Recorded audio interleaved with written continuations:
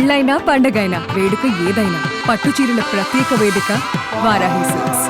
మంచి క్యారెక్టర్లు చేశారు, కొద్ది గొప్ప సంపాదించుకున్నారు, మంచి జీవితం. So happy. ఈ టైంలో రెస్ట్ తీసుకోవచ్చు, లేకపోతే కుదిరితే ఏదన్నా సినిమాలో యాక్ట్ చేయొచ్చు. అమ్మమ్మ నాన్నమ్మ క్యారెక్టర్లు, సీరియల్స్ లో కూడా కొన్ని యాక్ట్ చేశారు మీరు తెలుగులో కూడా. నాకు ఒకటే అక్కడ ఒక ఇల్లు ఉంది, చెన్నైలో ఇక్కడ ఒక ఇల్లు ఉంది, హ్యాపీ లైఫ్, ఎవ్వరు లేదు వెనక.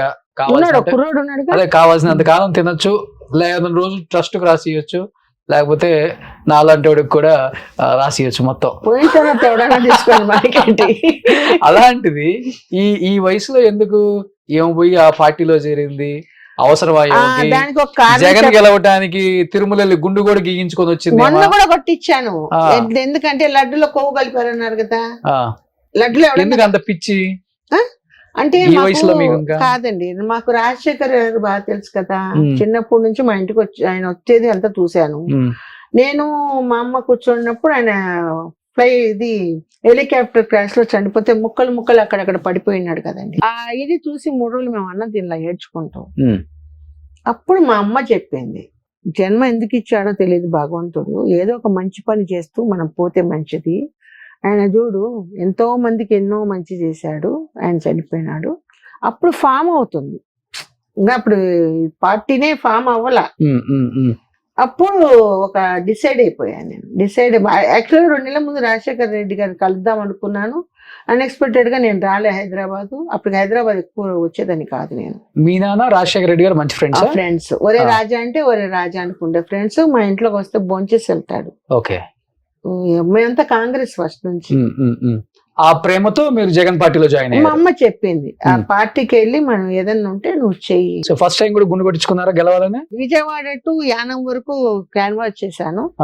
సీఎం అవుతాడని ఆ రోజు సవాల్ చేశాను. సీఎం అవుతే వెంటనే గుండు కొట్టిస్తానన్న. ఆయన 5వ తారీఖు 3వ తారీఖు పదవి స్వీకరణ చేశాడు. నేను 5వ తారీఖు 7వ తారీఖు తిరుమలకి వెళ్ళి గుండు కొట్టించుకున్నాను. 2వ సారి గుండు కొట్టించుకున్నారు, గెలవలేదు. ఎవరు? అది ఆయన ఇది నిదర్శనం చేయలేదు కదా. ఆయన అబద్ధం అని తెలిపోయింది కదా. లడ్లో కొవ్వు కలపలేదు. గెలవడానికి కోసం కాదు, గెలుస్తాడు. కానీ అక్కడ మీకు తెలియదు, నేను అక్కడ ఉన్నా. నా ఓట్లు కూడా మాయం చేసేసారు. మా ఇంట్లో 4 ఓట్లు. నేను గుంటూరులో ఇల్లు తీసుకున్నాను, ఎందుకంటే గుంటూరు స్టేట్ జనరల్, నేను స్టేట్ జనరల్ సెక్రటరీ. నాకు పోస్ట్ వైఎస్ఆర్సీపీలో నాకు పోస్ట్ ఉంది. ఒకవేళ మా పదవి పోయినా కూడా 2 ఏళ్ళు నేను ఉంటాను దాంట్లో. అది కాకుండా human rights international advisor from 35 years. నేను ఎలా ఉంటారు జగన్ గారు? రియల్ గా చాలా మంచి వ్యక్తి అండి. ఆయన చిన్న పిల్లడు మనస్తత్వం. ఆయన నమ్మిన వాళ్ళంతా మోసం చేశారండి. ఎవరు చేశారంటారు?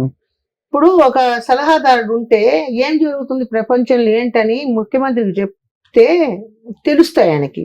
కొన్ని తెలివి ఆయన క్యాబిన్ వరకు పోదు, వీళ్ళే అన్ని చేసేస్తుంటారు.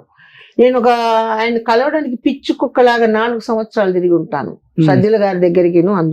తర్వాత విజయసాయి రెడ్డి గారే నాకు ఈ పోస్ట్ వేశారు. సజ్జల గారికి చెప్పి ఈ అమ్మాయి సూటబుల్ పర్సన్ అని. ఎందుకంటే నేను 35 years దీంట్లో ఉండి కొంచెం మంచి. ఆ పార్టీలో ఉన్నారు కదా, ఎవరు ప్రధాన కారణం పార్టీ ఇంత దిగిపోవటానికి, ఇంత దారుణమైన ఓటమికి రావటానికి?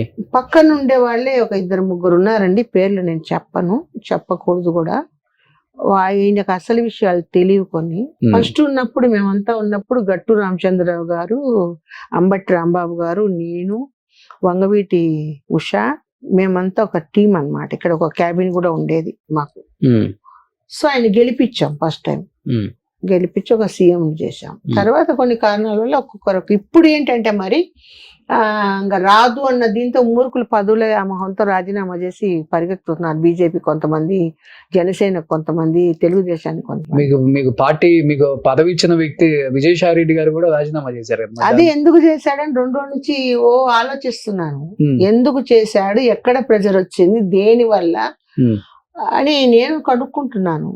కానీ నిజాలు ఎవరు చెప్పరు కదా మనకి. సో ఓడిపోయిన తర్వాత జగన్ గారిని కలిసారా? మొన్న కలిసాను, 15 నిమిషాలు మాట్లాడాను. ఏం చెప్పారు?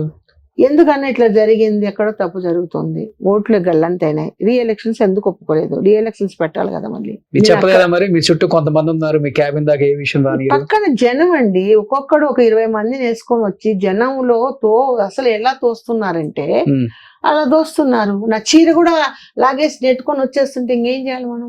ఉమ్. అక్కడికి 15 నిమిషాలు ఇచ్చో ఒకటి టేసాడు, ఇంటూనే ఉన్నాడు చెప్పేటివి. మళ్ళీ కలుస్తానన్నా అని చెప్పి వచ్చేసాను. కలవాలి, ఎందుకంటే కొన్ని ఆయన ఊరికి పోవడం లేదండి ఏది. ఏంటి మీ డ్రీమ్ ఏంటి? ఇంకా ఇన్ని సాధించారు జీవితంలో, 600 పైగా సినిమాలు. నా మంచి డ్రీమ్ ఏం జీవితం. లేదండి, ఉన్నన్నాళ్ళు మంచి చేయాలా, మన చేతనైతే సాయం చేయాలి. మ్. లేదంటే రామకృష్ణ సాయిబాబా అనుకుంటే భయం చేసుకోవాలి. ఓపికన్నంత వరకు యాక్ట్ చేస్తాను. మ్. లేదంటే రిటైర్డ్ అయిపోయి ఒక తోట పెట్టుకొని నాకు అగ్రికల్చర్ నా కూరగాయలు నేను ఎన్ని పండించుకుంటాను. ఎకరాలు ఉంది? ఎకరాలా ఏం లేదు, ఆ. ఒక చిన్న గ్రౌండ్ లోనే పండించుకుంటాను. అంతే. సో చెన్నైలోనే ఉండాలని ఫిక్స్ అయిపోయారు ఇంకా. అనుకున్నా, మరి నసీబ్ మే క్యాలు క్యాతో కిసి కమాల్ భాయ్, గాడ్ కనోస్. ఓకే. సో జీవితం అయితే ఇలా వెళ్తూ ఉంది. సో ఇలానే జీవితం హ్యాపీగా ఉండాలి, మీరు హెల్దీగా ఉండాలి.